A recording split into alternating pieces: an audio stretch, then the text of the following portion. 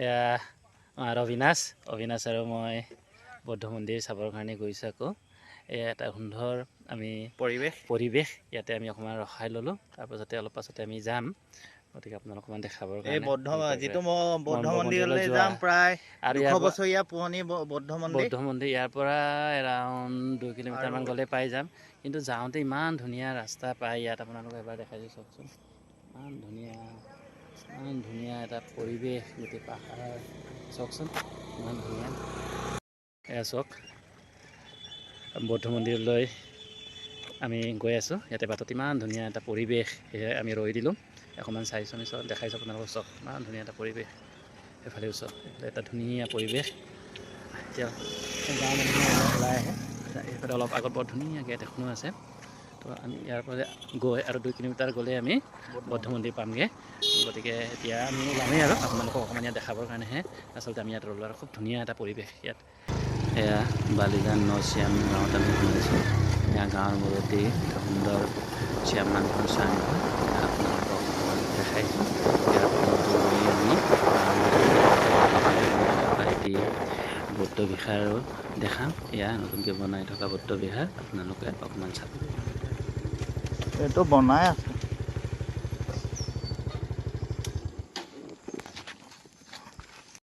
এইখনো এটা বেলেগ গাঁৱৰ ভিতৰতে বনাই আছে।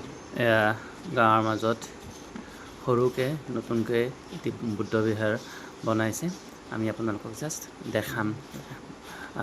চাওকচোন এয়াও খুব সুন্দৰকৈ বনাইছে। এয়া কোনে প্ৰভাত শ্যামে ইয়াত দান কৰিছে। এয়া চাওক ভিতৰখন জাষ্ট বনাই আছে। হয়তো পুৰণা ইয়াত বৌদ্ধ বিহাৰ আছিলে, তাকে এতিয়া আমি মূল বৌদ্ধ বিহাৰ লৈ যাম। ৰাস্তা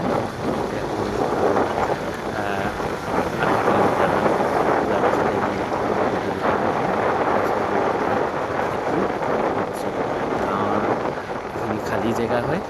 আৰু এনেই ইয়াত যদি আবাদী জনসংখ্যাৰ হিচাপৰ ফালৰ পৰা যদি চাওঁ, যথেষ্ট বেছি গাঁৱৰ ঘৰৰ সংখ্যা হিচাপত।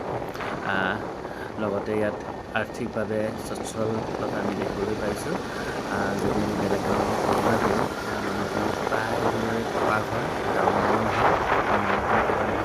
জড়িত হোৱা আমি দেখিবলৈ পাইছোঁ। সেয়ে আগত আমি লাইট যি জ্বলি আছে যে দেখিবলৈ পাইছোঁ যে ইয়াত এটা ডাঙৰ ব্ৰইলাৰ ফাৰ্মো খোলা দেখিবলৈ পাইছোঁ। ইয়াৰে লোকেল মানুহে ডাঙৰ ব্ৰইলাৰ ফাৰ্মটো খুলিছে। আৰু ইয়াত শাক পাচলিৰ খেতি ওচৰে পাঁজৰে দেখিবলৈ পোৱা যায়। অকণমান যিহেতু বেয়া হৈ গৈছে, আপোনালোকক দেখাব পৰা নাই।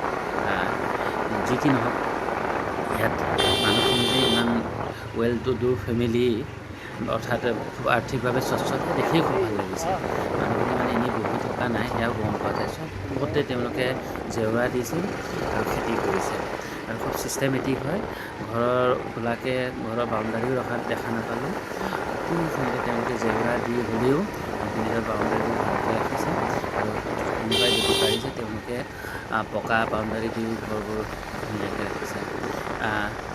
আমি মূল য'ত বৌদ্ধ বিহাৰটো আছে, এখন এই চুবুৰীটোত আমি সোমাইছোঁ। আপোনালোক দেখিব গোটেই গাঁওখনি আচলতে চব পকা ঘৰ। আৰু হয়তো চাকৰি কৰা মানুহ যথেষ্ট আছে। আৰু লগতে শিক্ষা দীক্ষাৰ ফালৰ পৰাও যে আগবঢ়া দেখিলে ধৰিব পাৰে। কাৰণ আমি তাত যাওঁতে কেইবাটাও ল'ৰা পাইছোঁ, গোটেইখিনি বায়'টেকনলজিত MSc কৰা দুগৰাকী ল'ৰাক লগ পাইছিলোঁ। আৰু লগতে তাত যিবোৰ আহিছিলে ঠাণ্ডা ল'ৰাখিনিৰ এটা কালচাৰ, আৰু তেওঁলোক কোনো হাই হুৰুমি নাই। ধুনীয়াকৈ বৌদ্ধ বিহাৰত আহি বহি থকা দেখিবলৈ পাইছিলোঁ, বা ক'ৰবাত লাহেকৈ বহি পেলাই কিবা আলোচনা কৰি থকা দেখিবলৈ আমি পাইছিলোঁ। এয়া আমি মূল বৌদ্ধ বিহাৰটোলৈ আহি পালোঁহি।